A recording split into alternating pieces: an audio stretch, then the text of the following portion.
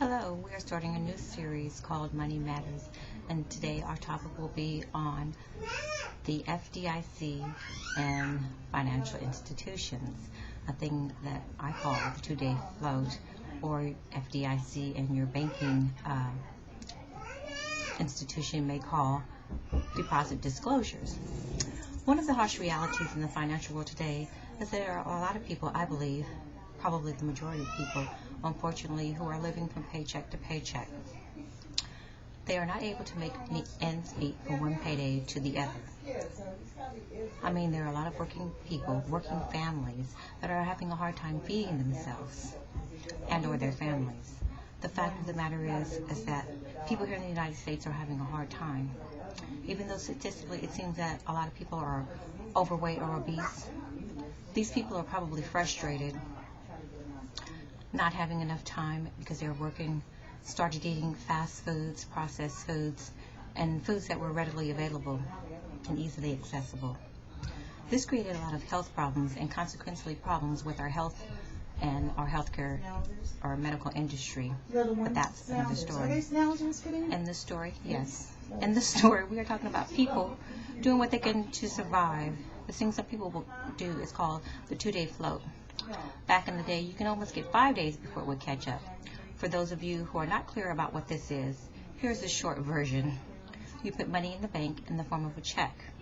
You take the money out of the bank and use it to buy whatever you needed to purchase.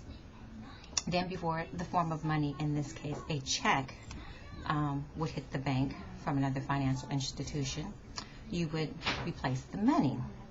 If you didn't, the check would bounce. We'll talk about how those fees have gone up and how banks make money off of that, and they still failed. Anyway, now if the check bounced, you, the banking customer, are charged a fee. This was later dubbed and sometimes called fraud. This kind of activity is causing the banks to create new rules. This kind of activity caused new rules and premium hikes in insurance. This kind of activity makes it necessary to create new rules for accounting risk factors that have to be accounted for. However, that too will be another story. Well, by then you've purchased food or fuel to get to work, whatever it is that you may have needed, maybe to pay a utility bill before your lights and gas got shut off. Admittedly, there were those who weren't using this two-day float system for survival. There were some people who were using the money to make money. Some people call this business. Some people call it fraud or criminal activity. It depends on whether you're small time or big time. If you're small time, then you're a petty thief. If you're big time, then you're either a white collar criminal or a corporation. Anyway, by the time you made it through that particular crisis, people were happy to pay the fee. The financial banking system figured out that this was not advantageous to them. The credit system would count this against you. We will talk about that later also. Somehow, the financial institutions, and there are several different kinds of financial institutions, federal banks, credit unions, thrift and loans. We'll do a report on all the different types of financial institutions there are today. And I would predict that probably there will be new types of banks or private banks that will open because of the chaos that we are now in. Always something new is reborn out of chaos. Anyway, the financial institutions did not see this as an advantageous way to make money. Remember, this money was not theirs to begin with. You, the consumer, the average citizen, put it there for safekeeping. Now, the FDIC and financial institutions have flipped the script. I want to stress the point that FDIC stands for Federal Deposit Insurance Corporation.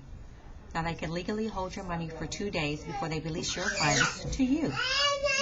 Now, apparently this is okay, and we're talking about a lot of money, and then collectively we have a lot of money in financial institutions, CDs, IRAs, bonds, etc.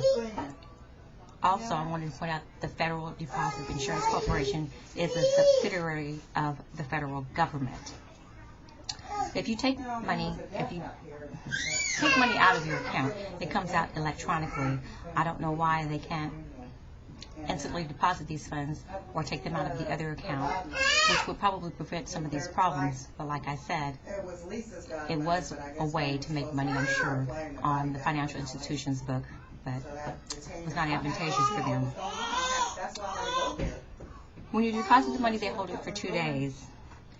This is a new deposit disclosure and part of the FDIC rules.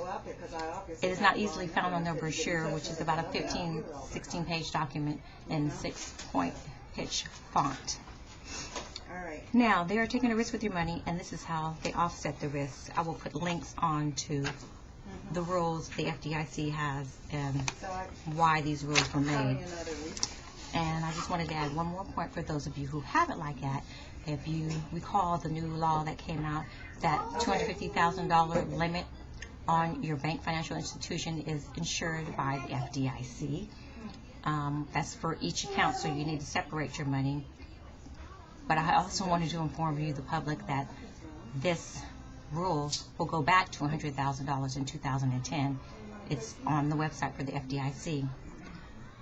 A lot of people saw it coming, this economic and financial situation that we're in, and they have thus far been able to stop it, even with the huge amount of money that they have for bailout.